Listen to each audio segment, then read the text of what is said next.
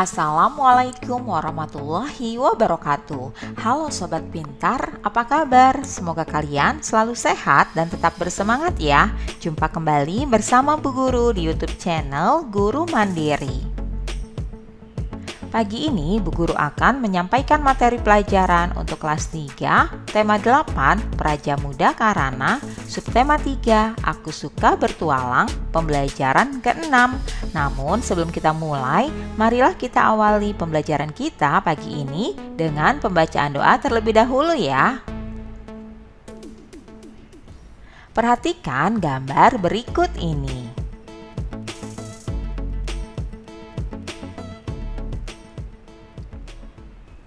Nah, buatlah cerita sesuai urutan gambar, kemudian jawablah pertanyaan sesuai gambar tersebut. Ceritanya seperti ini ya. Suatu hari ada seorang nenek yang akan pergi ke perumahan Lestari. Setelah turun dari bus, sang nenek tersebut ingin menyeberang jalan. Kebetulan Edo melihat nenek tersebut. Edo membantu sang nenek menyeberang jalan. Edo juga menunjukkan jalan menuju perumahan Lestari. Edo mengantar sang nenek sampai ke tempat tujuan. Edo merasa lega dapat membantu sang nenek. Kemudian jawablah pertanyaan berikut ya. Yang pertama, apa saja rambu lalu lintas yang kamu lihat dari gambar tersebut? Rambu lalu lintas yang terlihat dari gambar adalah zebra cross, papan petunjuk tempat masjid, papan penunjuk arah perumahan Lestari, dan lampu lalu lintas. Kemudian yang kedua, apa saja hal yang perlu diperhatikan saat menyeberang jalan? Hal yang perlu diperhatikan saat menyeberang jalan adalah lampu lalu lintas, menengok ke kiri dan ke kanan saat menyeberang untuk memastikan kondisi jalan raya, dan menyeberang pada tempat yang disediakan, yaitu zebra cross. Nenek mengucapkan terima kasih karena telah dibantu. Nenek juga memberikan sebungkus makanan tradisional. Makanan tradisional itu empek-empek. Empek-empek berasal dari kampung halaman nenek. Siapa yang tahu empek-empek berasal dari daerah mana? Ya, tepat sekali. Empek-empek berasal dari daerah Palembang. Sobat Pintar, masih banyak contoh makanan tradisional lainnya. Contoh kue tradisional lainnya adalah onde-onde, kelepon, dodol, serabi, dan juga kue lapis. Apakah kamu dan teman-temanmu suka kue tradisional? Perhatikan diagram makanan tradisional yang disukai anak-anak berikut ini. Kue tradisional yang disukai oleh 50 orang. Ada onde-onde disukai oleh 40 orang. Kemudian ada kue kelepon disukai oleh 35 orang.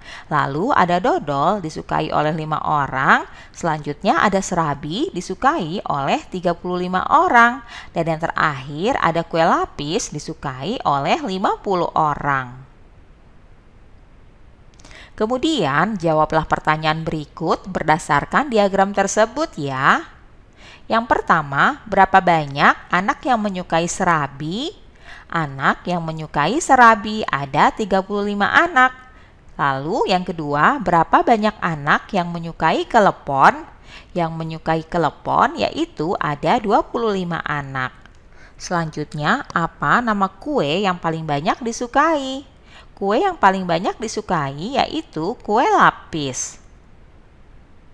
Selanjutnya, apa nama kue yang paling sedikit disukai? Kue yang paling sedikit disukai yaitu dodol.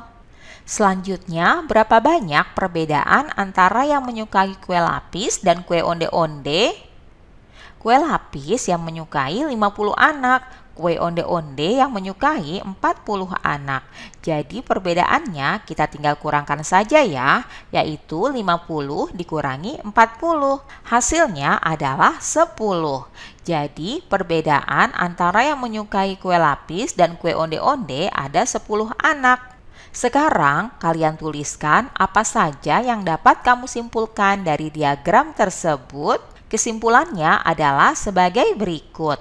Dari 50 orang anak, ternyata semua menyukai kue lapis. Semua anak memiliki kesukaan kue tradisional lebih dari satu jenis. Semua kue tradisional yang disukai rasanya manis. Sobat pintar, berbagai jenis makanan tradisional merupakan kekayaan Indonesia. Rumah adat dan suku juga kekayaan Indonesia. Begitupun pakaian adat dan agama yang sangat beragam di Indonesia, lambang kekayaan dan kekuatan. Kita harus hidup rukun untuk menjaga persatuan dan kesatuan bangsa. Sekarang berilah tanda centang atau checklist untuk sikap menghargai perbedaan. Sikap yang pertama, menghargai teman yang tidak menyukai makanan tradisional. Nah, ini adalah contoh sikap menghargai perbedaan. Kita beri tanda checklist ya. Sikap yang kedua yaitu belajar dengan tekun. Sikap ini bukan merupakan contoh sikap menghargai perbedaan. Kita beri tanda seperti ini. Selanjutnya yang ketiga, sikap bermain dengan semua teman tanpa membeda-bedakan suku. Nah, ini juga merupakan contoh sikap menghargai perbedaan. Maka kita beri tanda checklist. Selanjutnya, sikap yang keempat, selalu berpamitan kepada orang tua saat meninggalkan rumah. Nah, ini bukan contoh sikap menghargai perbedaan. Jadi, kita beri tanda ini ya. Berikutnya yang kelima, sikap menjaga ketertiban saat melewati rumah ibadah orang lain.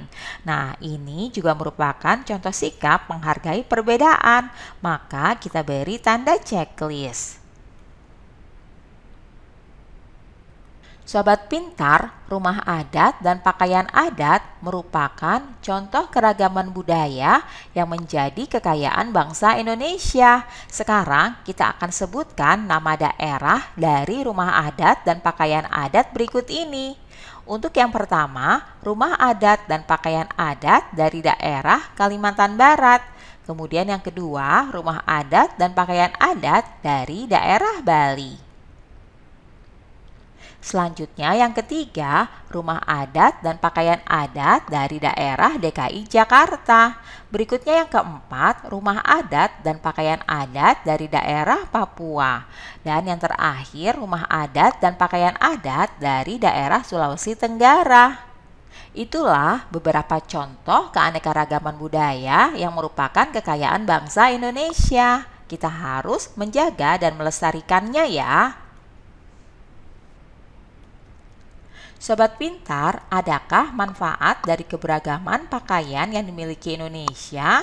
Coba kalian tuliskan pendapatmu tentang manfaat keberagaman pakaian di Indonesia ya. Contohnya seperti berikut ini.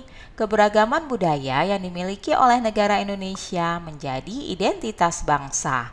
Bangsa Indonesia dikenal sebagai bangsa yang unik karena bisa hidup rukun dalam satu negara yang terdiri dari berbagai budaya. Demikianlah pembelajaran kita pada pagi hari ini. Semoga bermanfaat ya untuk kalian semuanya. Sampai jumpa lagi pada video pembelajaran selanjutnya. Salam sehat dan tetap semangat. Wassalamualaikum warahmatullahi wabarakatuh.